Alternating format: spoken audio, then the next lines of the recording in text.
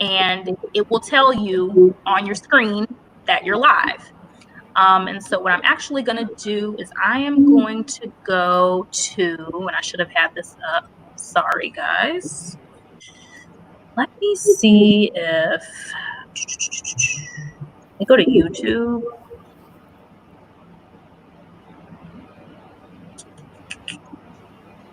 And so I'm just going to search video on Cleveland. Okay, and I don't know why it doesn't want to let me go there. Didn't all of your Radio 1 Cleveland subscribers just get a notice that you're live, though? So they should, but I am not a subscriber. This is my personal account. Oh, okay, gotcha. So I'm actually going to sign out and see if that helps. And I'm sorry, guys. I should have had this up from the beginning. That's all right.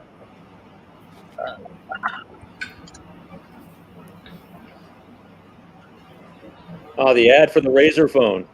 Tim's probably going to run out and get that one. Okay, here we go. So, so see right now, it says that we're live. So, I'm going to click on this and then see, you can see everything that's going on. It is a little bit of a delay, but you can see exactly what's on my screen. And you can see the comments. And then when you do set up your stream in Streamyard, you're able to put a description of what it's about. You're also able to include a thumbnail. So like before this started or after it ends, there will be a thumbnail, as opposed to just a blank screen or it going to the next video available, stuff like that. So this at least gives you an example of what it looks like live on a platform that you're actually streaming it. Hey, Christian, the after the session's over, where do the videos live? Do they live on YouTube and Yep. Facebook, so they would still live on YouTube. They would still live on Facebook. They would still live on the station website if you planned to stream through there. So all of this stuff still lives, and it still lives within the Streamyard platform as well. Okay. And you can actually download your broadcast. So that's really cool too, if that needs to be provided, to a client or recap purposes, whatever it may be. Okay, so I know that we have about 9 minutes until at least Sandy has to jump off. So I want to show you guys how to create a broadcast. And I'm trying to see if I can do it in the same tab or if I may have to go to another tab because I don't want to exit out of the studio. So honestly, I think I'm just going to do a new tab. Okay. So can you guys see the new screen where it says broadcast and destinations on the left? Yep. Yeah. Okay. So this is like when you log in, so that login that Dave sent earlier, this is what you're going to see when you log in using those credentials. Okay. So as you can see right now, we're live.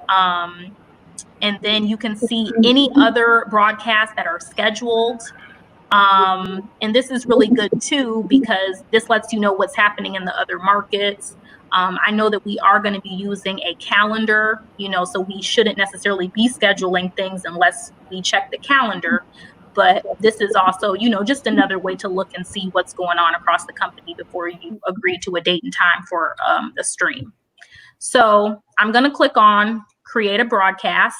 And this is what I was telling you guys when it allows you to choose what Facebook pages or YouTube pages you're going to be live on.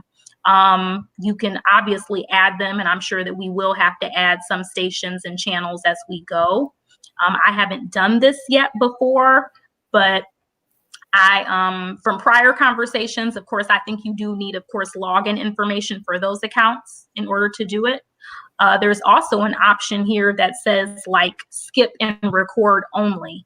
Not quite sure what that's for. I'm kind of thinking that maybe it's for an instance like this where you don't necessarily want to go live, but you may just be recording something, which maybe that you will embed later. Because I know that Amber mentioned they're doing a town hall tomorrow, but it's going to be pre-recorded. So this is probably for, a scenario like that. So just for the heck of it, I'm just going to choose the Cleveland hip hop station Z1079.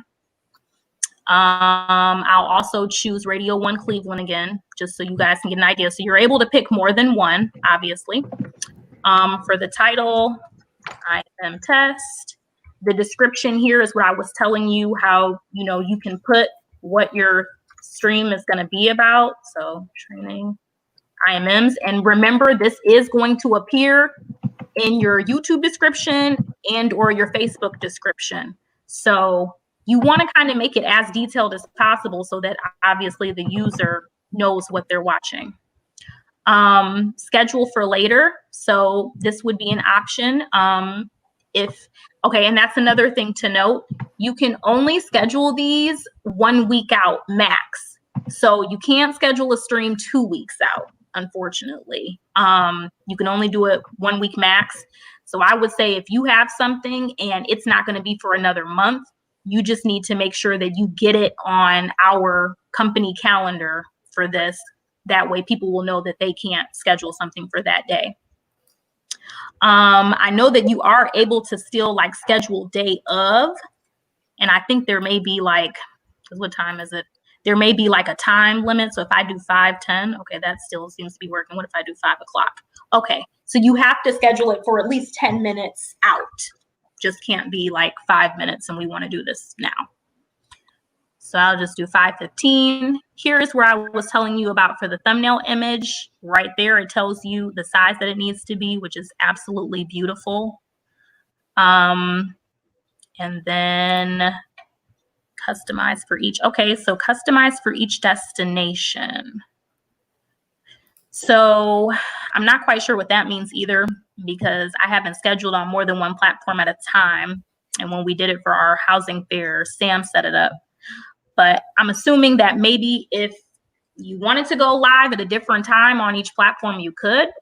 But this is what we're going to stick with. We're just going to say 5:15 today, and we create our broadcast. And it's taking a minute to load. Okay. So as you can see, it's here. It's scheduled. It's scheduled for 5:15. It told you when it was created. Now, this right here, Enter Broadcast Studio, that's what you would click on to get into the studio. So I know you guys, you probably just clicked on the link and it automatically popped up for you to like put in your name and then you just were in there. But when you're logging in from like a hosting side, this is how you enter. When you click more, invite a guest, that's how you get the link to send to your participants. So this is what I did when I set it up. I used this link and this is what I sent to you guys for you guys to be able to enter the studio. Edit means if I wanted to edit the time, edit what platforms this is going to be shown on. Save changes. Delete, you know, if we want to delete it, which I will delete it later. And then view on Facebook or YouTube. So when you click on either of these, actually, let's just see. It'll take you to the actual platform and you'll kind of get a visual of how it's going to look.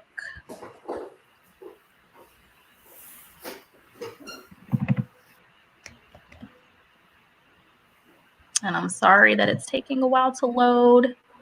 So actually, well, it shows you that on Facebook, you know, there's an actual event and this is scheduled and your followers would be able to see this. And it would be the same for YouTube as well. So I'm gonna go back, get out of that. So that is how you create your broadcast. And I'm going to delete this. And I'm gonna delete it on both platforms. And that's that. So are there any questions thus far? I'm sorry, there's tons of questions and I missed it. Okay, so Tim put in the private chat the link to the Google Calendar. So if you guys didn't see that, this is where we're scheduling all of our broadcasts and how you can see if anything is scheduled. Does anybody else have any questions or am I good to go? I can't get access to that. Is anyone else having issues? The calendar getting I remember initially, I think when I tried to go to it, I had a problem, but then I tried again and I was good. So I'm not sure. I may need to add your email to it. Okay. I'll double check. Okay, Christian, I'm sorry. I got to go, hon. No, you're fine. Me and Amir, he's on the call too today. Okay, let's next week we can set up a time for us to get on. Because this next part is going to be showing you guys how to schedule it through Aptivata so that it'll be able to show up on the station website. So yeah, we'll get together next week so I can show you guys. Okay. I apologize. No. All right. See you guys later. Later. Okay. So moving forward, so guys, basically this is just showing you how the stream is going to show up on Facebook or show up on YouTube. So when it comes to you wanting the stream to be live on one of the station websites, that's where you have to use Aptivata. Or, if you're also combining a contest with this and have to have a form fill where users need to register, that's where Aptivata comes into play. So I am actually going to go to Aptivata. Give me one moment.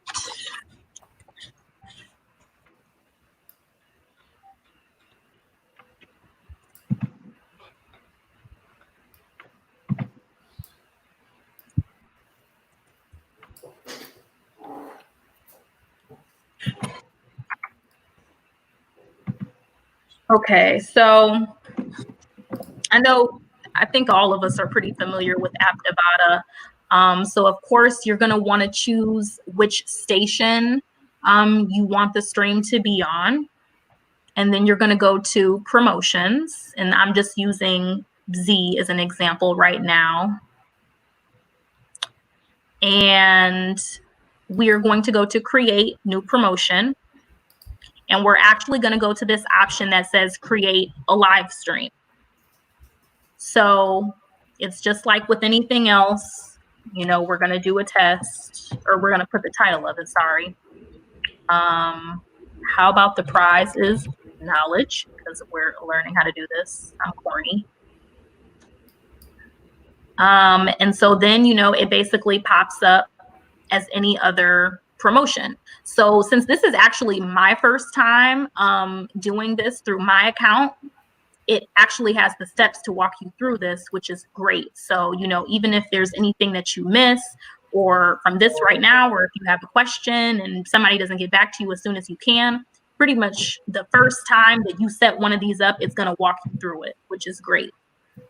So as you can see, you're basically going to pick your form fields, whatever information you're looking to get from your users. Because, so for example, with our virtual housing fair that we did here in Cleveland, we had users register to win prizes during the different sessions. And so what we said was a requirement was that the person actually had to be watching the stream as we were doing the giveaways. Like that was the only way that they could win. So let's say that they registered 2 days before the actual live stream, but they weren't present to actually watch the live stream, then they couldn't win. Now, that's not to say that you have to do that, but this is just basically a register to win. It's still kind of an incentive and a way to get people to obviously watch, because that's the only way that they can win. So I'm going to click next on this. This is just kind of giving you some tips on the settings for the form full width. So just sizes pretty much. Clicking on that. So this is more just so layout, guys, just appearance. I'm gonna click next on that too. So then the next step is gonna be to go to broadcast to actually set up the broadcast. So we're gonna click on that. So this information is, or I'm sorry, this box is where you're going to put in the details, just how you did on Streamyard of your stream. So you can, okay, it's making me click that. So we can give it a name. This is where you choose the platform. So when you're choosing the platform, this is pretty much where the video is being pulled from. So there's YouTube, then there's also Facebook.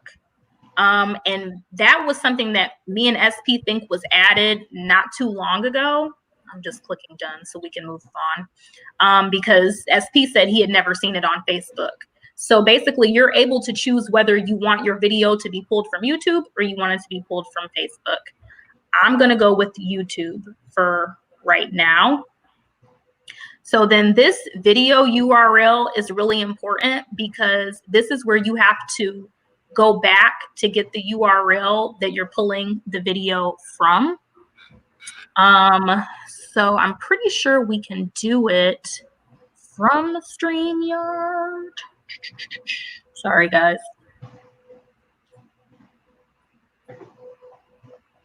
So actually, okay, basically, I'm going to go back to our live training session right now, and I'm going to click view on YouTube. So we can go back to our live video on YouTube. Then what I'm going to do, nope, that's not what I want. I'm going to go to share, and I'm going to get the embed link, and I'm going to copy and paste that. So I'm going back to Aptivata, and I'm pasting that link in here. So basically, you know, because let's look at this as if this was something that was going to be in the future. You'll already have scheduled your stream in Streamyard.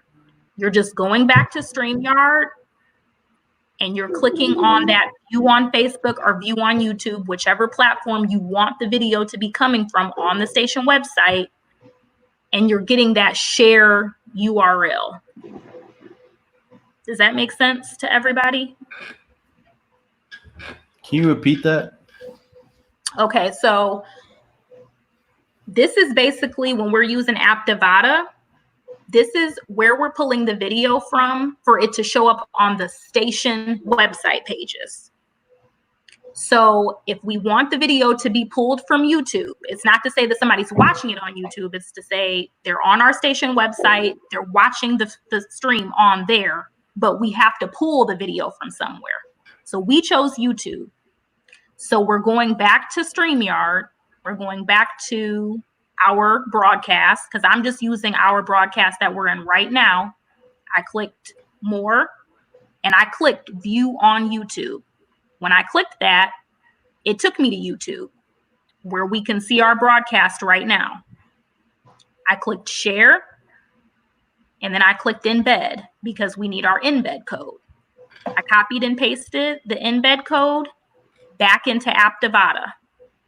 So basically what happens is when we save this, we're good. This is literally, our stream is going to show up on our page. Now, after you do this, you would treat it like any other promotion, like if you were creating a contest. You're obviously going to have to go back to your promotion and you're going to have to embed it. Does that make sense? You're going to have to embed it on the page, like in WordPress, on the back end of your station website. Yeah, I got it. Okay. So I am not going to go through that process necessarily, and that's something that we can dive into deeper. We can do it one-on-one or we can do it again. But I know that SP did create a page on our News Talk station. So you can just see what it looks like on the back end. Say, Christian, is there a reason that we're just not grabbing the code off YouTube and just popping that on a page? You can do that too. Yes. Yeah. So that's actually what Sam was doing at first. He was going onto YouTube natively or directly, and he was scheduling the stream on YouTube. Yeah. And he was pulling the share. Yeah. So it works either way. Like we did it this morning, and it works either way that you want to do it. Yeah, just the danger, I think, inherently of choosing Facebook over YouTube It's something that we ran into in DC. I don't know if you ran into it there in Cleveland and Columbus, but they have the algorithms that are on Facebook that'll shut you down if you got the mixers on. And that happened to us repeatedly on KISS. That's a good point. Yeah. And that, if you're shut down on Facebook, you're pulling it into your site. Well, your site's gone too. Right. And I think that's, like I said, that's a case where you have to gauge what kind of event you're doing, So yeah, if you're doing an event that's going to include music, you have to be mindful of these platforms' restrictions and guidelines when it comes to music, because even with Instagram Live, like, you will get kicked off. Oh yeah. So yes, definitely. Okay, this is showing up really funky. All right, that's a little bit better. So I'm pretty sure I thought that he had published something that I could show you guys. I apologize. Let me see if it pops up. While you're looking for that, you were asking why people would schedule something on StreamYard without choosing one of the options. We actually did that when we were scheduling some of the promotions for the graduation on KISS. We had a few of the promo videos and scheduled some of the guests through StreamYard for promo videos. So that's a kind of cool tool to have when you can't get people to come into your studio. Just on StreamYard, record them, and then pop those videos up on social media. Yeah, and that was something that we even did last week for the company town hall. They wanted to use some pre-recorded video. I know that there are restrictions to like the size of the file, and there's restrictions to the length. I want to say it's like 5 minutes. Yeah. Yep. So I know that is something that will be included in all of the kind of like guidelines and procedures that are going to be rolled out pretty soon. So you guys will have all of that information. So I'm actually just trying to go back to, since I can't find the test one that Sam did, I'm trying to go back and just find the one that we did for the virtual fair. And I actually am just going to go back in here and see if this is it, but I kind of don't think it is. Okay, no, it's not. So what I'm basically trying to show you guys is how it would look on the back end of WordPress when you embed a stream. I'm going to go to Z really quick.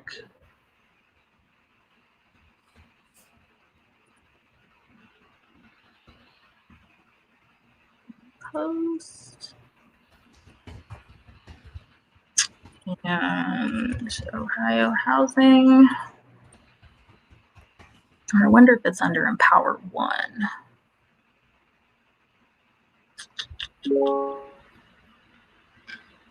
Yeah, let's look under Empower One. Sorry, guys.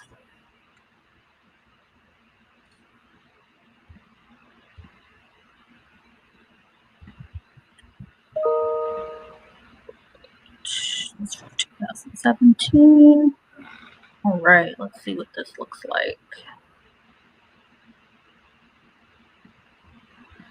Okay, so yeah, I think this is it. Yes.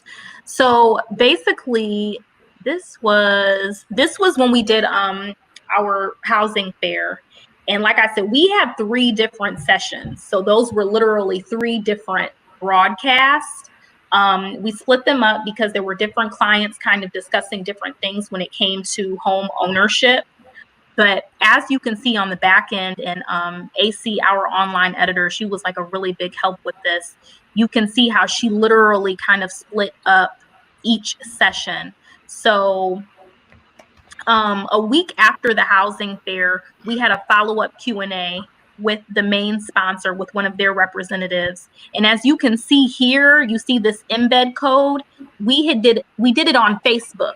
So we did the Q&A on Facebook through StreamYard. But basically what AC did was she took that embed and she embedded it here so that people were able to watch it after the fact.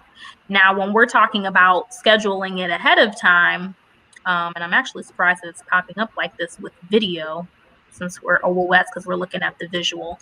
But if you go to the text, and I know, most of us are familiar with HTML code, of course, then you can see, though, how if you just put in the embed codes, this is how you're going to be able, or people are going to be able to watch the video on your website. So even if I just go to preview,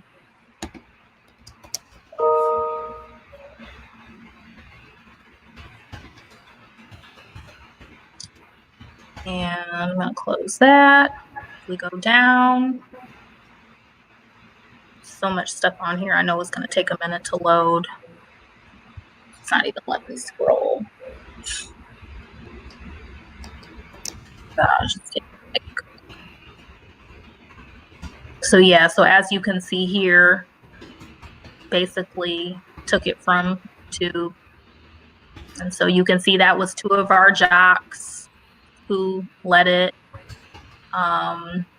And then they went on to the presenter who he was sharing his screen, basically like how I am now. We took the 2 jocks off, so he was able to go through his presentation. So, this is how it's looking to the viewer. So this is basically just an example to show you how this translates to the station websites. And then also how you can still incorporate, register to wins or form fields into it too. I think, like I said, it just kind of depends on what your event is going to be. And that helps you determine like what tools you need and how deep you're going to have to dig into everything. So with the housing fair, I felt like that was an event where we pretty much used everything that we had available. Like this was, streaming on Facebook, this was streaming on YouTube, and it was streaming on the station websites. We utilized a register to win. We pretty much used everything. But like I said, then you may have a stream where it's simply just a jock interviewing a client, and you're going to send them the links that you created, and you're on here for 10 minutes and that's it. So it just really depends on the scale of your event. So I know that was a lot, and I feel like I talked fast. And I'm sure that, we'll all have to like follow up, but I have no problem like helping anybody with anything at all. Like even if you want to do like a separate one-on-one walkthrough, I have no problem doing that. So do you guys have any questions or want to see anything else? Yeah, which one do you prefer? Streamyard or Aptivata in your experience? Well, I mean, they kind of go hand in hand. Like I said, it just depends on what the goal is. So I would say you don't have to use Aptivata per se if the stream isn't going to be on a station website, or if you're not going to be, or I'll say, and you're not going to be utilizing any type of form field or contesting. If you just want this to appear on Facebook or YouTube, then like your life is just going to be right in this portal. But when it comes to a client saying, oh no, I want this to show up on your station website, then that's when you have to start working with Aptivata. So I would say it's a little more tedious when it comes to that. But I think like once you start really working with these, it's not hard. I know we're all capable. You think Aptivata is more tedious? I think when you start incorporating that stuff, then yes. Because like how we were just seeing how you have to pull embed links and then you got to create a register to win. Like it's more steps. Yeah. I think. So. But Alvin, what I was going to say is it really does depend on the event, right? It depends on either what the station, the program, the promotions department wants, or what the client requires. If they need registration information, they want giveaways, all of that stuff has to go through Aptivata. It's kind of like what Christian said. Yeah. So, and honestly, that's really one of the choices or the decisions that are made once people fill out that initial questionnaire on the event. That determines if we need to use just StreamYard or if it needs to be StreamYard plus Aptivata. Okay. I think it'd be super helpful. I don't know how we would pull it off, but it'd be super helpful to kind of stare over your shoulder during one of these live events to see how you're pulling in guests, how you're sending the codes out to them, lining them up, pushing them live, handling the comments from the users on Facebook versus YouTube, you know, hovering over them and pushing them live on the actual stream, you know, that kind of thing, just in a live environment.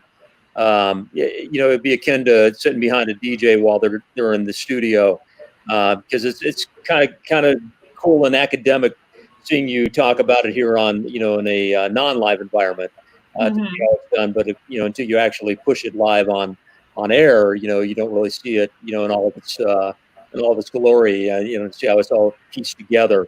But you know, and I'm sure it's not that complicated, you know, but it'd still be kind of put me more at ease just seeing it done, you know, in real time. I would definitely say that the only way to really learn how to do this is for you to be a host and be having to control things and transition things. So what I would say is, like I said, if anybody wants to set up a one-on-one, and what we can do is instead of me like sending you a link like how I did with you guys, pretty much you'll log into StreamYard with those credentials that were sent to you, and you would enter the broadcast studio that way. That way you will have the same controls that I have right now. So we're both able to kind of play with it. Does that make sense? So you're able to have control of, you know, messing with different stuff with the comments and putting them on the screen or taking people in and out, so you can get an idea of how it works. Because you guys right now are just kind of seeing it from that participant view where you're not really responsible for anything. But when you're like in an actual like hosting position, then you have access to all of the different controls. Well, Christian, how many people are able to be in that producer view at one time? Well, I will say that when we were doing the virtual housing fair, I want to say me, Sam, and AC all were kind of in that chair where we were able to swap people in and out. So maybe, for instance, like, I don't know how much time anybody has right now, but if you want to like leave the studio and log in with those credentials that Dave sent, and then you would just enter this broadcast, then you should be able to have the same controls that I have, if that makes sense. Somebody wants to, try that. Really? Well, so I think I can do it, because I mean, I just turned the ticker on at the bottom of the screen. Okay. And if I go, let me try to go to the brand page. Because did you log in, or did you use the link that I sent? I used the link that you sent. But I mean, then again, I don't know. Maybe it had something to do with I was the one that created the account. Yeah. So I don't know. Maybe not. I don't know. Do one of you guys want to like log off of here, like exit the studio, and then log into StreamYard using those credentials, so we can see if you have the same host controls if you enter that way? Yeah, I can do it. Okay. That's using the credentials that you sent in the invite, right? Well, Dave sent them. There's like an email from Dave. Yep. You look up Dave, and he sent, I think, the email. What is it, Tim? It's like radio1@gmail or something like that. Yep. It's a Gmail account, and then the password is like 350 something. Yep. So that's the one that whenever you try to log in with that, it sends me the confirmation code. Yes. So am I going to need your confirmation code on it too, Tim, or? You might. Probably. I think after you've logged in a couple of times, it stops. It won't like make you do a notification or do the code anymore, but probably since it's your first time, it will. So Brian, like whoever's going to log out, if it asks you for a code, just shoot me a message on Teams. All right. Hang on. Okay, so Adam says that he has full access to everything right now. So Adam, are you able to like remove one of us off the screen and everything? I just put you on screen, Adam. You can talk. What's up? Yeah, I have full access to everything. Like I can do the tickers, I can do the Okay. comments, everything. So once Tim sends you that login, you should have full access to, I think, every broadcast essentially for all markets actually. Yeah, because there's only one account at this point. So Right. it's basically it seems like it's just a matter of how you log in, or if you've logged in before and it recognizes you. So probably because most of you guys hadn't logged in before and you just entered through that link that I sent, it wasn't going to give you those controls. That's the downside of StreamYard. It required an email to set it up. Yeah. And I mean, since then, I mean, anytime somebody tries to log in, I get a Google security alert that says some, crazy character is trying to hack your account. Right. You also want to be aware of all the content on the back end because you don't want to delete anything or mess up any overlay or anything. Yep. Even when it comes to the banners, like you might say, "Oh, what's this banner look like?" and then you start editing it, and then you took out all the content that you wrote. Mm-hmm.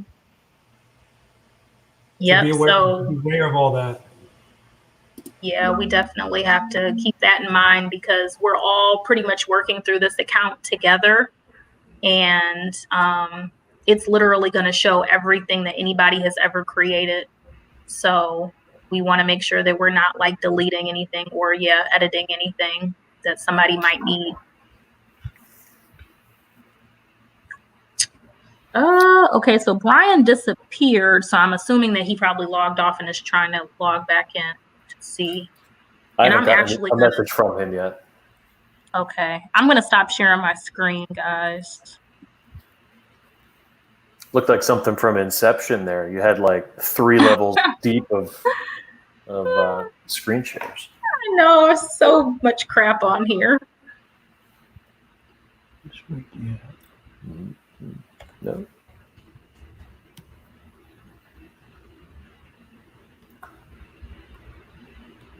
There you go. So it looks like it's only 5 of us in here now. I mean, that's so everybody's on screen. Mm-hmm.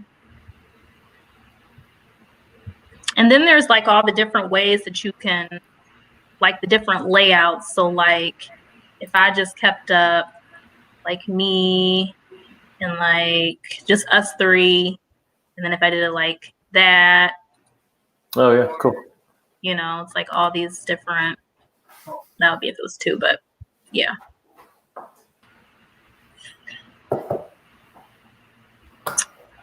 So yeah, that's StreamYard, but I really like it so far. I mean, like I said, I feel like once you get the hang of it, it's very user friendly and it looks really good. Like on Facebook, on YouTube. So if you're doing it without broadcasting live, I was thinking you could even use this to record a presentation and then download the video and send it as an MP4. Because it'd be just one person and share a shared screen with slides. Because I think that's when I was setting it up and it said that whole skip, when I was picking the platforms, but it said skip only record. Mm-hmm. I think that's what it was asking. Like, you're not necessarily going live, you're just recording. So for instance, like Amber was saying, they have a town hall tomorrow. They could have used this and recorded their presentation, downloaded it, and then embedded it wherever it was going after the fact. So that's good to know too. Well, I'm looking for a replacement platform for GoToMeeting, so I can record our weekly trainings. So this may work. It's asking me for the 6-digit code. It is? Okay. Yeah. So if you want to give me that, I'll log back. Brian, are you able to add yourself to the stream? We can't hear you. There you go. Oh, I can hear. Hang on a second. Oh. Yeah, it was asking me for the 6-digit code, Christian. Oh. That's weird. I haven't gotten. Let me see.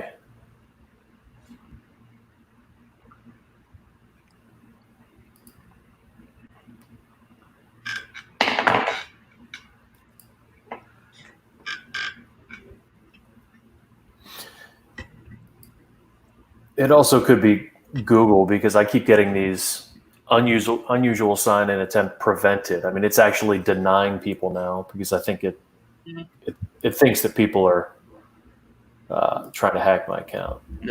Okay. Maybe it was because probably some of the DSMs logged on. And so it's probably like, where are all these different people coming from at the same time too? Well, yeah, if you look at the Google account, it's funny because there are about 14 emails with 6-digit codes. Yeah. And they were like 3 minutes apart. Yep, it had to have been that when he was doing his training.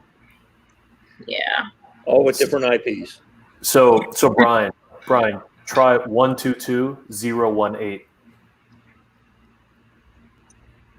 018. 122.018. Okay, hang on. Let's see. Yep. Let me log out of this so it doesn't conflict. Okay. And I will be right back. All right. Hang on a second here. Got to find my right screen here. There we go. All right. Standby, gang.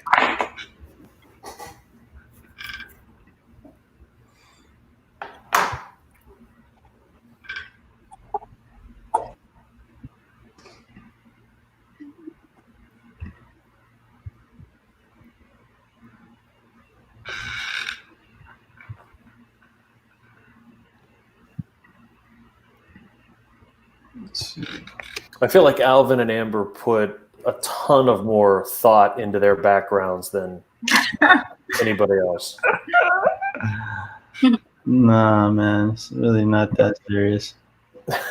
Mine's the corner of my living room. Yeah, I try to do. I've got I've got 2 designated spots in this apartment I work out of. This is one of them. Can anyone hear me? Yeah. So Brian, I dropped you in the thing. Are you able to add and remove people? I am able to add and remove people. I can remove Alvin if I so desire. I have the power to remove Adam or Tim or Amber, anybody. So then along the right side, do you see the comments, the banners? Like when you clicked on banners, can you see tickers and things like that? I can see everything on the side there. Comments, banners, brand, private chat settings. And I can also roll over them now to show or not show. So could you see those before? No, I did not see the option. I was able to roll over them, but they didn't do anything. Yep, right. That's it. I'm showing hi for Radio 1 Cleveland. Oh, Yeah. I might take a screenshot. Yeah, that was me. Sorry. Oh no, it's okay. How did you do? Did you do it on here? Like on no. Streamyard? Oh. Right now I'm showing. Like, that's a new one. Yeah, right now, you got a Mac there, Alvin? Yeah. Yeah, just Command Shift 3 is just a screenshot. Yeah. But I do Command Shift 4 a lot, and I select different windows. Yeah. So I'm a novice, Mac keyboard shortcut guy. Yep. There you go. I'll try that. I just learned how to make my own keyboard shortcuts with numbers the other day. Oh, cool. Numbers at all. The Mac answer to Excel. Sweet.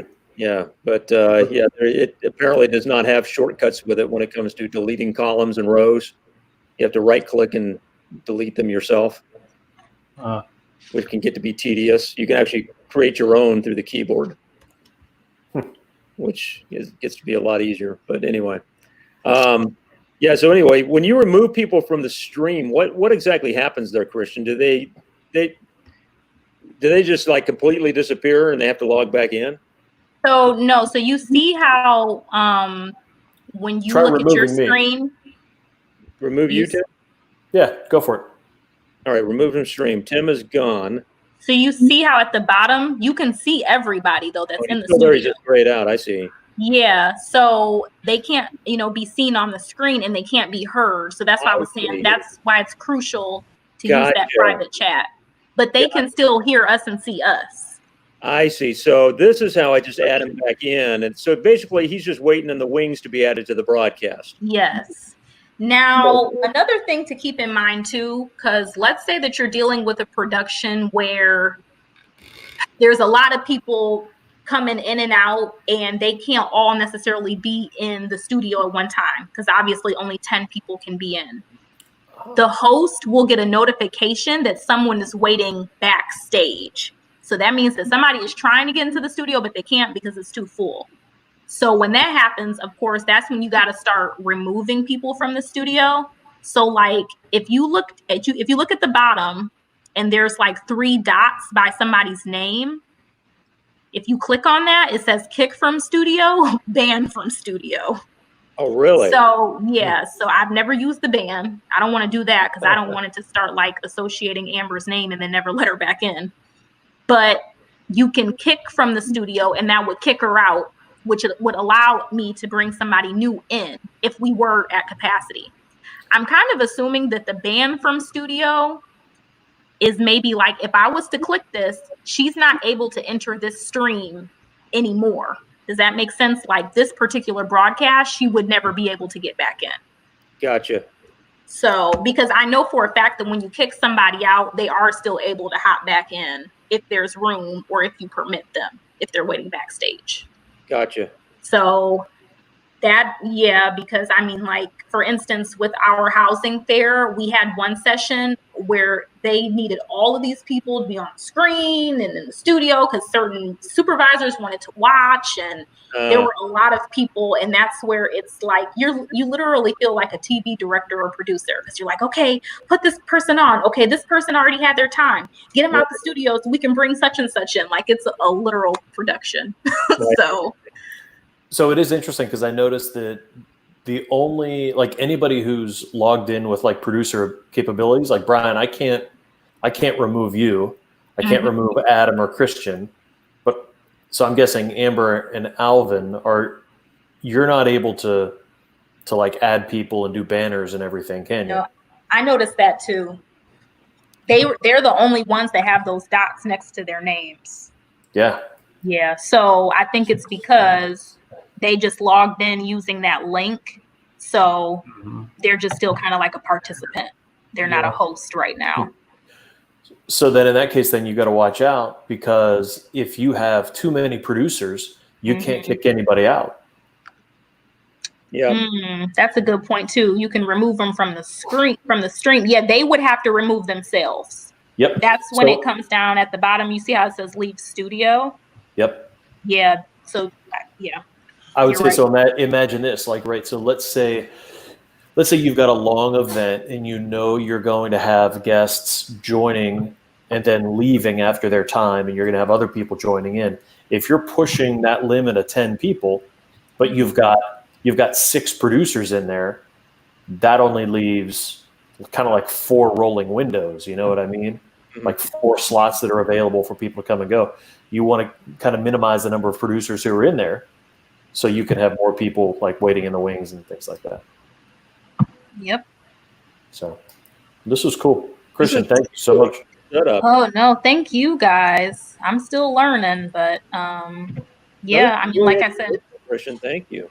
yeah. If anybody needs help, just let me know. If you want to do a one-on-one or anything, just let me know and I will help as much as I can. So now at this point, if you were to hit end broadcast, that would stop us from going live, but would we still be sitting here in the studio, like yes, kind of in the room? And then another thing too is like, so for instance, I set our go live time at 4:45 because I knew that we were going to be talking ahead of time, because once you press or once your broadcast starts as it's scheduled, you have 10 minutes to go live or it'll be canceled.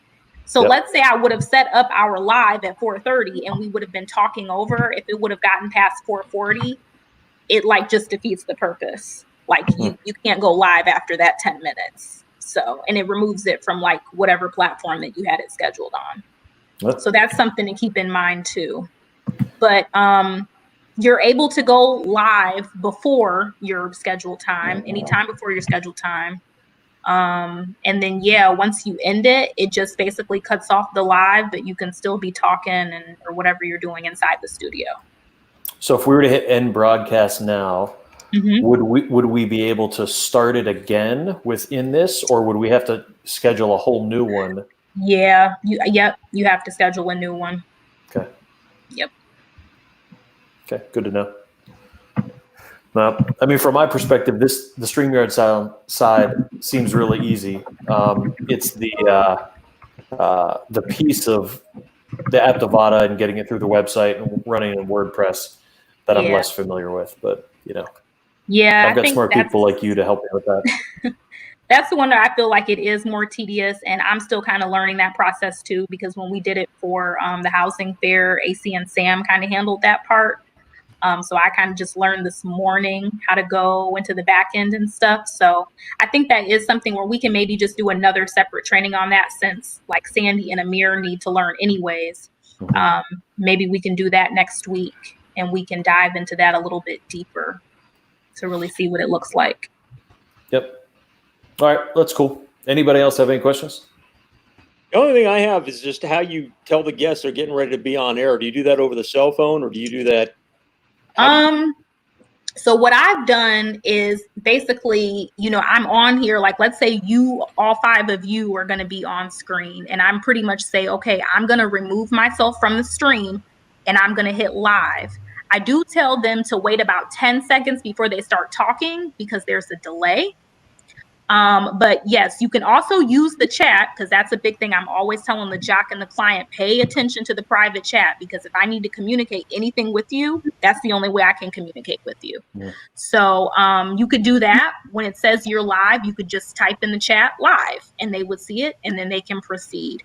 I think that when you do have bigger productions, you may need to use the phone.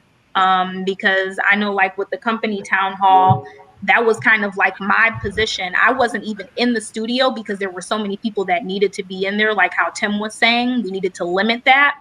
Right. So I was kind of the person where I was communicating with the 2 OEs that were in the studio. And if they were like, hey, we need to reach out to this person because they're backstage, we need to see if they're, backstage ready to log on, so sometimes you may need that person that's just kind of like a point person to contact people, outside of the platform, whether it be texting or calling. So yeah, we're like TV producers, guys. We just do it all. So question. So I'm just playing with the layouts. Whenever I switched it to this one, it automatically put you in a large square. I mean, is it always the producer, always the person that starts it, or would we be able to switch over to like somebody like Alvin in a large square and everybody else small? Yeah, I almost want to see, because when I hover over you, like your little box at the bottom, the only option is to remove you from the screen. Hey, who did that? Adam, did you do that? Yeah, that was me. I was clicking the solo layout. Oh, okay. That's me. Try it. Now, if we do this, talking, does it do it that way? Put it back on solo right now and see if it. If you click your name, I'll click solo. It does it with the name? Is that what it does? Wait, who clicked when it went on me solo? Because I didn't. So I clicked solo, and it automatically put you up there like that, right there. So Adam, what did you click to get yourself solo on there?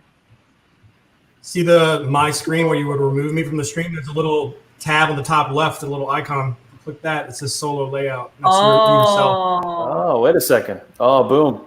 There's Amber. Ta-da. Yeah, I didn't know that. Cool.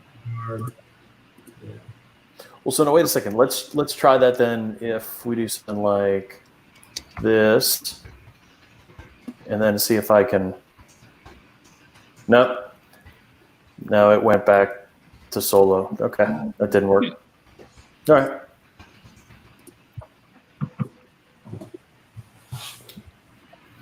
All right, we're cool. Cool. All right. Well, hey, thank you for running through it. Appreciate it. So look, this is one thing I was talking to Vanita about earlier today. The goal here is to have more people who are trained on this because we're going to be using it more often. Vanita specifically talked about there's something that's probably going to be happening in like Raleigh on a every Sunday basis. And it's hard to ask somebody to give up every Sunday. So maybe what we'll be doing is doing something where if it is going to be 4 Sundays in a row or something like that, then we can peel it off to one person each weekend or something. And it's not just, I don't know, one person or one dedicated team. We have more people who can help. So anyway, thank you. Cool. Thanks, guys. Thanks, Christian. Thank No you. problem. Take care. Bye.